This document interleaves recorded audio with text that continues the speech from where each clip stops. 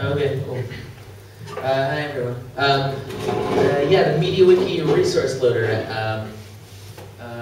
Although I'm told that, from what I read, actually, it's actually just ResourceLoader as opposed to the ResourceLoader, where it's a resource loader, 2 words, but when it's ResourceLoader 1 word, it's just ResourceLoader. Am I right? This thing has been around just 2 months actually. MediaWiki 1.17 has only officially been released. Was only officially released in June, it was created by Rowan, Trevor, and Timo, 3 guys who work for the Wikimedia Foundation, our core MediaWiki developers. The basic idea is that it allows you to bundle JavaScript and CSS files into what it calls modules or resources. Or I guess any specific file is a resource, and then they're bundled into modules. MediaWiki contains a large number of predefined modules, mostly from the jQuery and jQuery UI libraries. jQuery is a generic JavaScript library that's become extremely popular. And jQuery UI is an associated library that has a lot of widgets and graphical tools and stuff. So that's the resource loader. Why is it awesome? So it's cool for users because it improves performance. One key thing, if you I know a bit about web performance, but one key improvement that you can make is reducing the number of files that are loaded, because oftentimes with CSS and JavaScript files, they're loaded sequentially, meaning a whole bunch of files need to be individually loaded before the page can actually be displayed. What it does is that it both minifies the files using a minifying algorithm to turn the JavaScript into like the smallest size possible, and then it also turns what are potentially dozens of files into just a few files.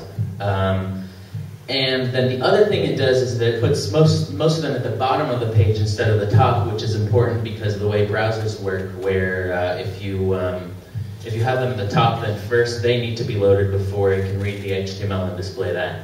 That actually does lead to one effect that some people have found annoying, which is that sometimes the page shows up for a while before any formatting is put onto it. So it shows up in a different color than what it's supposed to, or tabs show up as just a delimited list of items, 10 seconds before the tabs actually show up. But the thing you have to compare that to is what it was before, which is that nothing happens for 10 seconds and then everything shows up. So it's sort of a matter of psychology, I guess. But so it helps speed up loading even for Wikipedia, those major sites, and for other sites as well. It's good for administrators. How am I doing on time? It's 32 minutes. All right, cool. That's how long I have left. Okay, yeah. It's good for administrators. There are potentially a lot of JavaScript conflicts. This comes up from time to time. Different extensions historically and different skins in some cases, like the Gumac skin, have their own version of jQuery, or sometimes bundle in other third-party JavaScript libraries, and either the JavaScript conflicts or sometimes the CSS conflicts or whatever it is. If you have everything within MediaWiki, then there's much less chance for conflict, and that actually is not strictly due to the resource loader, because jQuery itself was added in the previous version, 1.16. It's definitely tied in. It's another cool aspect of better JavaScript handling within MediaWiki. And it's good for developers. As someone who spent a while, getting all my extensions working with ResourceLoader, It makes it easier to write because you don't have to worry about what?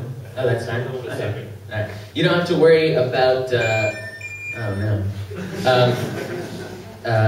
about where the JavaScript and CSS files are, and you don't have to worry about if you're including some specific jQuery UI file, you also need to include the 5 other files that it requires or that those files require, and so forth. It's all taken care of via these predefined modules.